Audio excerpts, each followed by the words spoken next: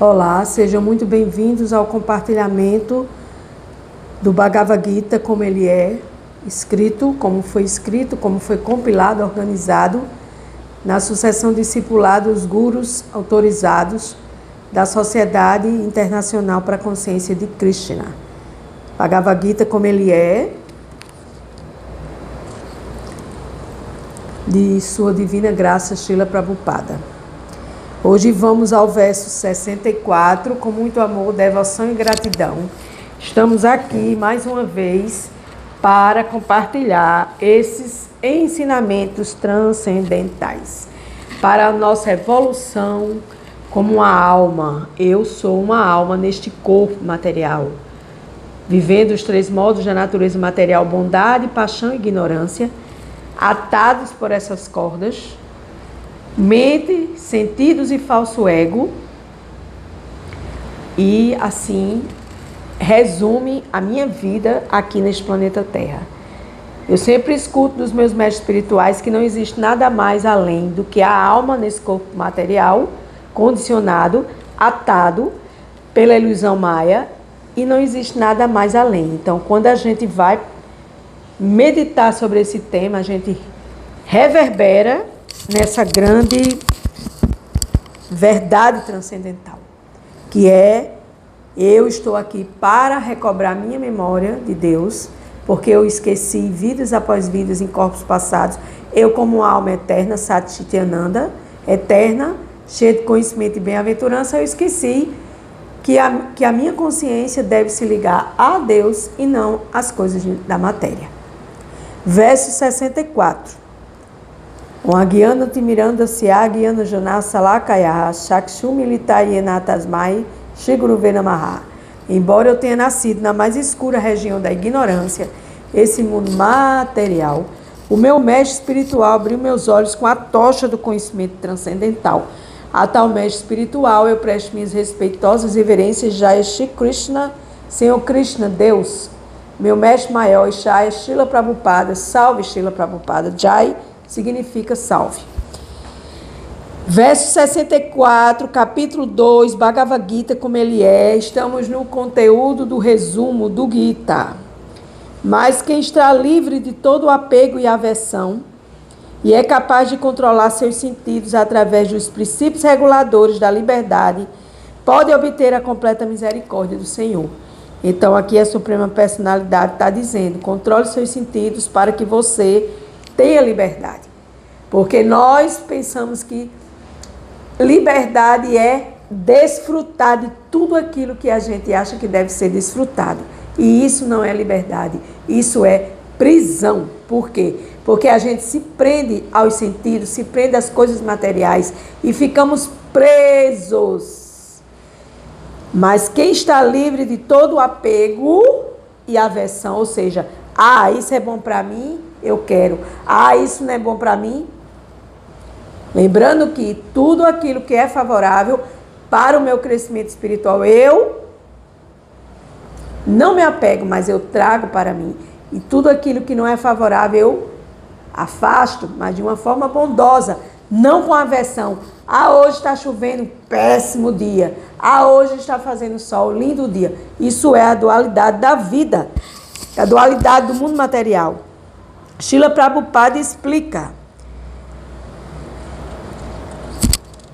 já foi explicado que alguém pode aparentemente controlar os seus sentidos mediante algum processo artificial.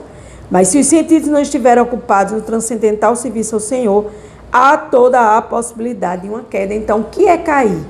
É você fazer seu progresso espiritual e você, por uma questão, lembre-se da famosa tartaruga que coloca sua cabecinha para dentro da carapaça. E assim somos nós. Nós devemos também colocar nossa cabecinha para dentro da nossa carapaça, para que a gente não caia em ilusão material, a gente não caia em condicionamento material. A pessoa em consciência de Krishna, embora a pessoa esteja em plena consciência de Krishna, possa parecer que esteja no plano da sensualidade, ela, por ser consciente de Deus, não tem apego às atividades sensuais. Quais são as atividades sensuais? ira, luxúria, apego, condicionamento material. Então, isso são atividades dos sentidos, atividades sensuais, que inclui bebida, sexo, jogatina, alimentação desenfreada, no modo da ignorância. Então, isso tudo são chamados de apego às atividades sensuais, dos sentidos. Quem é consciente de Cristo se preocupa com a satisfação a Deus e nada mais. Então, tudo que eu faço para Deus. Eu estou fazendo essa leitura, eu estou entregando a Deus. Deus está sabendo no meu coração que eu estou fazendo esse serviço devocional para Ele, para a satisfação de Deus e não para a minha satisfação, para me sentir a mais inteligente, a mais erudita. Não, não, não, não. Eu não me sinto nada disso, eu me sinto apenas uma serva de Deus. E estou aqui para servi-lo e ainda perguntar se é do agrado dele esse tipo de leitura que eu estou fazendo. Se Krishna quer, o devoto consciente de Deus, Krishna, pode fazer qualquer coisa que normalmente é indesejável.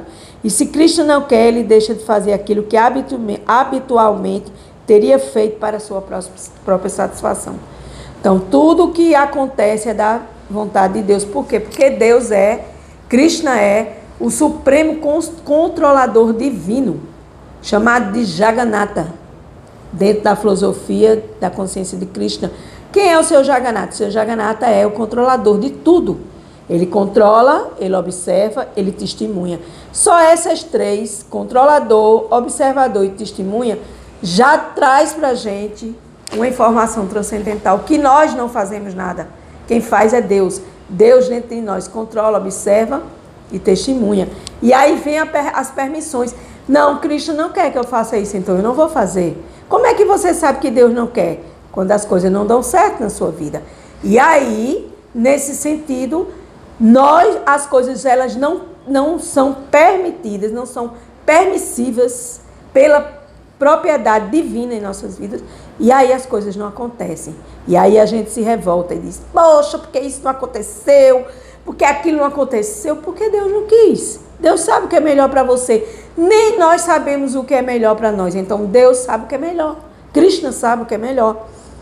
Portanto, agir ou não agir está dentro do seu controle, porque ele age somente sobre a direção de Deus. Quando a gente não ouve Deus na intuição, a gente cai, escorrega, enterra a cabecinha na areia movediça. O que é que a areia movediça material faz? Puxa a gente para baixo. E aí vão vir todas as espécies de processos purificatórios. Doença, pobreza, conflito e por aí se vai. Tal consciência deve-se à misericórdia motivada do Senhor. E o devoto consciente de Deus pode obtê-la apesar de estar preso à plataforma dos sentidos. Por quê? Porque você pega suas atividades materiais e você transforma em uma oferenda a Deus. Então, a partir desse momento que você transforma a sua vida numa oferenda a Deus, você já está purificando, entregando aos pés de lótus de Deus para que Deus purifique. Verso 65. Para alguém assim, satisfeito em consciência de Deus, de Krishna, as três classes de misérias da existência material deixam de existir. Nessa consciência satisfeita, a inteligência logo se torna resoluta. Satisfação em Deus faz você se satisfazer com todos os departamentos da sua vida, pessoal, amoroso, financeiro, religioso, filosófico, contemplativo, meditativo. A consciência em Krishna faz com que eu não me enrede na doença, na pobreza e no conflito. As coisas materiais, elas passam a ter outro significado como dádivas de Deus. E aí a minha consciência satisfeita em Deus, em Krishna, logo vai se tornar resoluta. Se torna resoluta como? Feliz. Santosha, autossatisfação em Deus. Se você não se satisfaz em Deus, você vai se satisfazer na matéria. Verso 66. Quem não está vinculado ao Supremo, em consciência de Deus, consciente de Deus, não pode nem ter inteligência transcendental, nem mente estável, sem as quais não há possibilidade de paz. Se você não tem uma mente que transcende as coisas materiais para o entendimento, para o discernimento, você vai ficar com a mente instável, perturbada, e aí nessa perturbação não vai obter a paz. E sem essa possibilidade de paz, como pode haver felicidade sem paz? Deus, Cristo está dizendo. E como pode haver alguma felicidade sem paz? Você é feliz sem ter paz? Não, jamais. Significado de Srila Prabhupada. Se a pessoa não está em consciência de Krishna, não há possibilidade de paz. Assim confirma-se no 5º capítulo que quando alguém entende que Krishna é o único desfrutador de todos os bons resultados advindos dos sacrifícios e penitências, que ele é o proprietário de todas as manifestações universais e que ele é o verdadeiro amigo de toda entidade viva, somente então se pode ter a verdadeira paz. Por quê? Porque você solta o controle. A partir do momento que você solta o controle, você obtém paz, porque sabe que tudo que vai acontecer na sua vida tem a mão de Deus. Foi desígnio de Deus na minha vida. Ok? Mas está acontecendo uma série de coisas negativas. Seu karma, que está em ação para a purificação. Tudo aquilo que está sujo precisa ser limpo, precisa ser purificado. Então, quando a gente tem essa consciência, a gente solta o controle, as coisas se tornam mais pacíficas na sua vida. Logo, se a pessoa não for consciente de Deus, de Krishna, sua mente não pode ter uma meta finalizada. Ou seja, qual é a minha meta? Eu sou uma alma, Satchitananda, eterna, cheia de conhecimento e bem-aventurança, serva de Deus eterna, eternamente serva de Deus. Não é só agora, não, é eterna. Que eu preciso oferecer minha vida a Deus para que eu solte o controle e eu obtenha a paz espiritual. A perturbação deve-se à falta de um objetivo. E quando se sabe que Krishna é o desfrutador e proprietário de tudo, e é o nosso amigo, e é amigo de todos, então é possível com a mente estável conseguir a paz. Deus sabe o que faz. Tudo que Deus faz é bom. Eu escuto muitas vezes as pessoas falarem isso. Mas será que na prática elas realmente entendem que mesmo elas estejam aqui, que tudo esteja acontecendo, vem uma chuva, vem uma enxurrada de coisas negativas, uma após a outra. E essa pessoa entende, essa alma entende que é para o bem dela. Isso é o grande lance. Isso é abrir a caixinha de Pandora e descobrir a fórmula da paz, que é ser consciente de Deus e saber que Deus é o desfrutador de todos os resultados advindos de tudo que a gente faz. Deus é quem desfruta. Ele é o proprietário de todas as manifestações universais. E quando eu falo de universais, as escrituras falam universais, não é só o nosso universo, o nosso sistema planetário, não. Na casa de Deus há muitas moradas, existem multi-universos. Portanto, alguém que esteja em ocupação, alguém cuja ocupação não tem relação com Deus, de certo vive aflito e sem paz, por mais que simule uma vida pacífica e com progresso espiritual. Pura verdade. A consciência de Krishna é uma condição pacífica que se manifesta espontaneamente, dia após dia, e que só pode ser alcançada em relação com Krishna. Só na minha relação com Deus, sabendo que Ele é meu amigo e que tudo que Ele faz é bom, eu entrego Deus aos teus pés de lótus e faço reverências à tua vontade na minha vida. Verso 67. Assim como um vento forte arrasta um barco na água, mesmo um só dos sentidos errantes em que a mente se detenha pode arrebatar a inteligência de um homem. Um só sentido pode arrebatar a sua vida, a sua inteligência. Pode fazer com que você caia no poço da ignorância.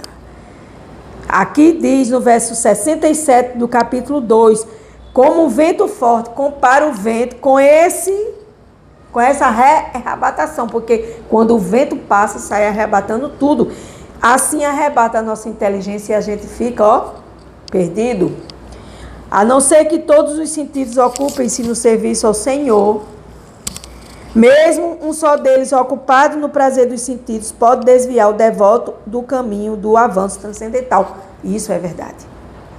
Na pouca experiência que eu tenho na consciência de Krishna, na Bhakti Yoga, eu vejo exemplos ao meu redor de pessoas que estão nessa consciência, estão trabalhando essa consciência há muitos e muitos anos e ocupam diversos tipos de qualificações transcendentais dentro da Bhakti Yoga, Yoga da devoção a Deus.